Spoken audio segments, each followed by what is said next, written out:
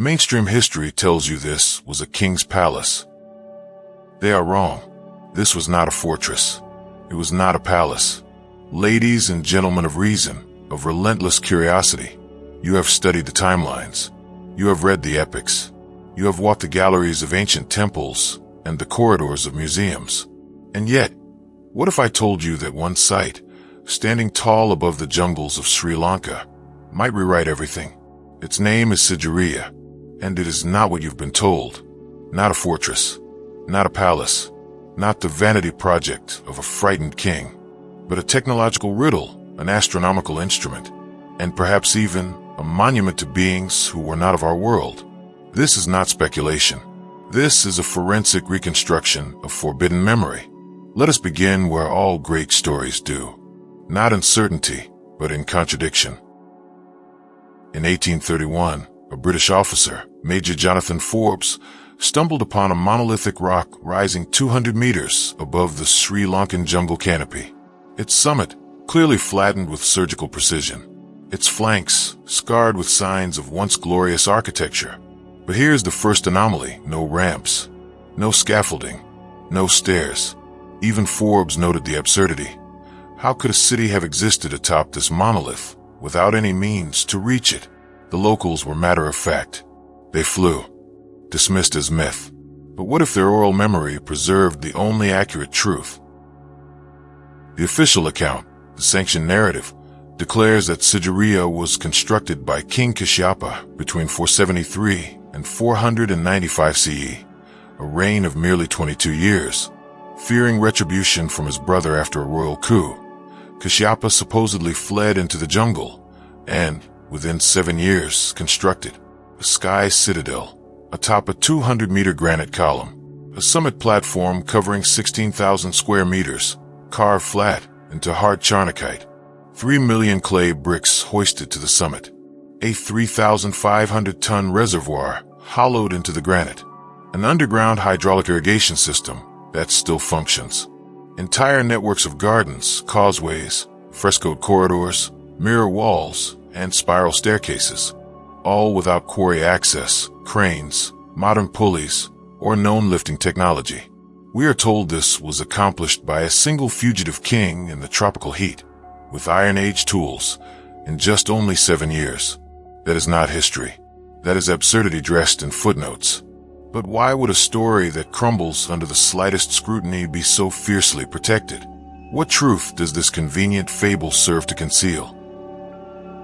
Let us explore these anomalies with clinical precision. The granite summit is flattened. The internal reservoir is carved into solid granite and polished with no tool marks. The granite is charnakite, one of the hardest stones known, with a Mohs hardness of 7.5. The interior shows concave, fluid-like surface forms, impossible with chisel. There are no percussion marks, no quarry lines. Instead, we find scoop-like impressions and fluid curves, as if the very molecular structure of the stone itself was altered. Modern quarry engineers at MIT and Heidelberg have no explanation, and do not be deceived into thinking Sigiriya is an anomaly. It is a key, a signature. Look closer. These same non-percussive scoop-like impressions, we find them 16,000 kilometers away on the granite of Puma Punku. This impossible hydraulic knowledge, echoed in the terrace gardens of the Maya. This celestial alignment, the same blueprint used at Giza. It is a single engineering fingerprint, left across the globe by the same forgotten, non-human hand. A technology unknown to modern engineers, one that may have altered the molecular structure of stone itself. Some researchers propose the use of acoustic levitation, sonic dissolution, or chemical softening, as hinted in Incan legends of stones that flowed like clay. Ancient Indian texts speak of soma, a divine liquid that softened matter. Some researchers now suggest a plant-based compound capable of liquefying silica, or a resonance device that depolarized atomic bonds. Call it heresy, or call it what it is. Evidence of a lost materials science far beyond ours. The marks are non-percussive, non-random. They are programmatic. More than 3 million clay bricks were carried to the summit to build a step pyramid type of structure. Each one uniform, kiln-fired, and perfectly aligned. There is no evidence of transport scaffolds, no cranes, no pulley scars, and, most stunningly, no documented method of vertical delivery.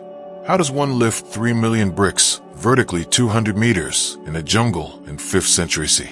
The only logical explanation is vertical anti-gravitational transport. Too outrageous. Let me ask you this. Where are the labor camps? Where are the tools? Where are the quarries? Nowhere, because the method was not human. Sigiriya is not randomly oriented. Its central axis aligns perfectly with the rising and setting sun during the equinoxes. The orientation of its causeways, staircases, and even fresco alcoves follow solar geometry. Spiral staircases are built into the golden ratio.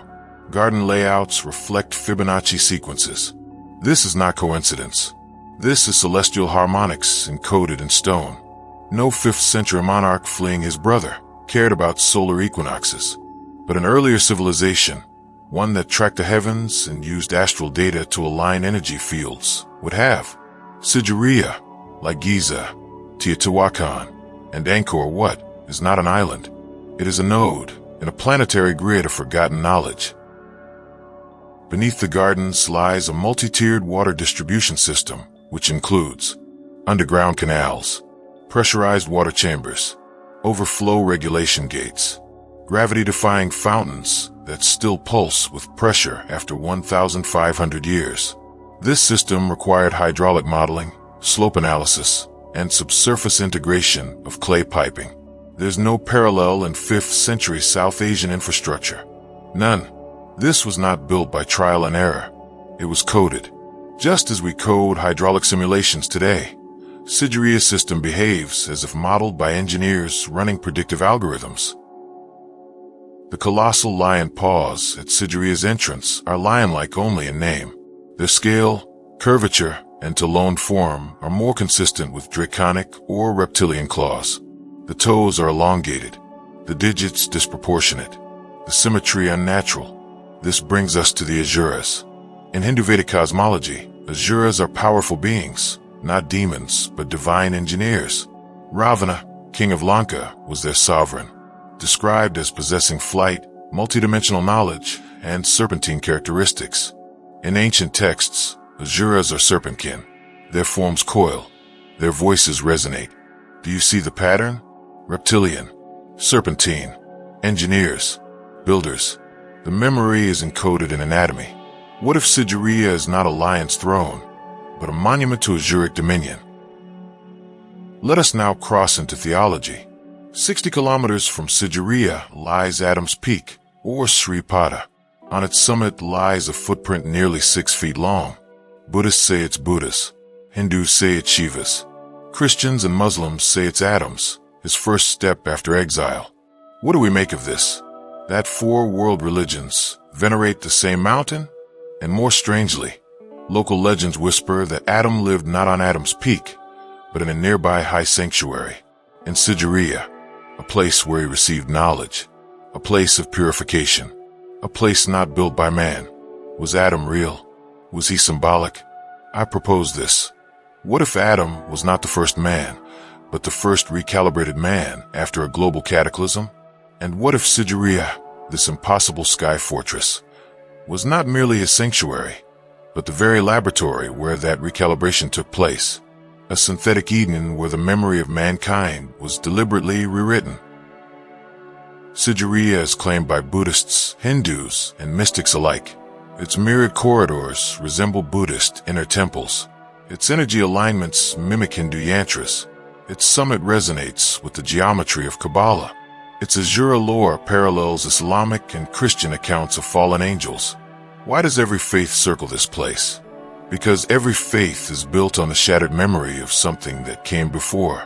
A pre-religion, a pre-civilization, a world that cracked, and whose shards we now call temples. Sigiriya is not one tradition's monument. It is all of them. It is what remains after the flood, after Babel, after forgetting. What was Sigiriya? A sky citadel with no stairs.